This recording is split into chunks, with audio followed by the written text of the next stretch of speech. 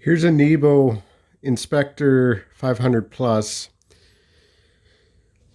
Um, it's it's obviously fairly bright. It's one of the brightest uh, inspection lights, pen lights, fairly big pen light that is on the market. It's got built-in rechargeable. Well, it does have it's removable. It's got a removable, rechargeable lithium battery that can be charged by pulling that cover down, and you can see the charge port there. Unfortunately, it's micro USB. It's got, when you click the tail cap, it's got high and low and off. If you press and hold from off, it goes into low. Click it again, goes into high and off. With it on, you double tap and it goes to strobe. Tap it again, shuts off. It appears that after you've had it in one set mode, say for example you turn it on high, it will, and have it on that mode for a little bit, for like more than 5 or 10 seconds, you press the button and it'll go right to off. It does have a turbo as well. The flashlight has to be on, and from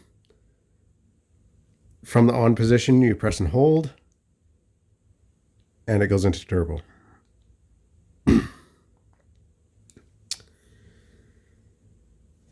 The factory pocket clip is right under here, and then goes up, and then back down, and ends about here roughly.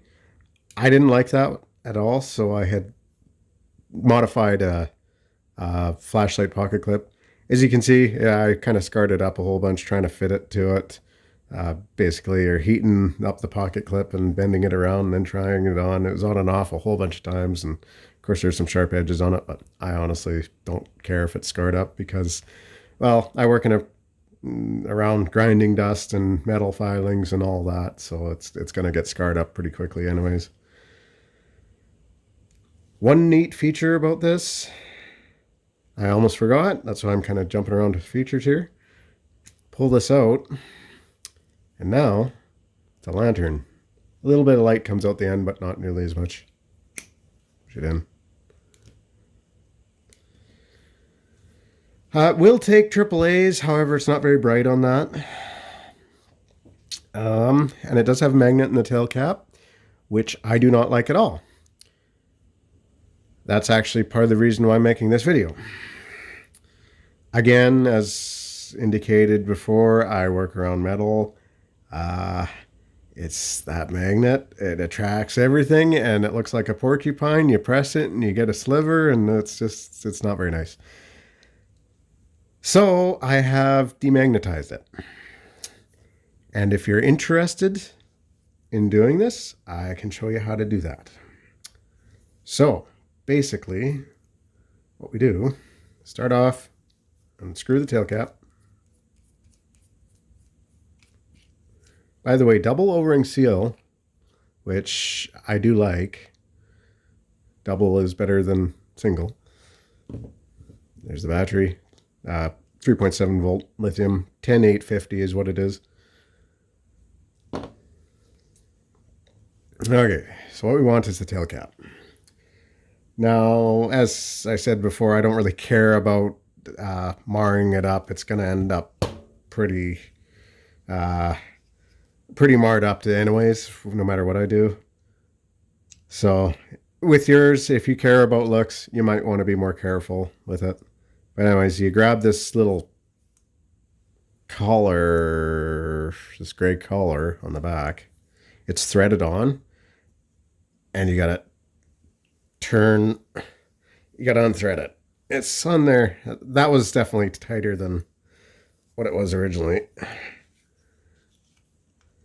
I think I kind of tightened it up a fair bit. Okay, so that's threaded on. Comes off. Got a little circuit board inside of there. The micro switch. This is the piece you want. So we're gonna remove this. There's a plastic ring in there. It's just friction fit. You'd focus. And then there's a rubber ring in here. In fact, we can push on the button and it should all just pop right out of there. So there's the rubber ring. Focus. And then it's got a washer in there. Now, I guess I shouldn't say that. I believe that's the direction the washer went. It kind of, when I first time I took it apart, it kind of all flew apart on me. So just double check yours. I may have this in the wrong spot. However, that's where it seemed to work. So now the washer comes out, and then the last piece is your button. Man, the focus. How about some more light too? There we go. Okay. That is the magnet. It's actually the button surface that you press on. The other side is just a machined piece. Anyways, so how do you demagnetize this? I believe, I don't know, but I believe this is a neodymium magnet. Neodymium magnets are very sensitive to heat. If I believe it's 80 degrees Celsius and they start getting damaged.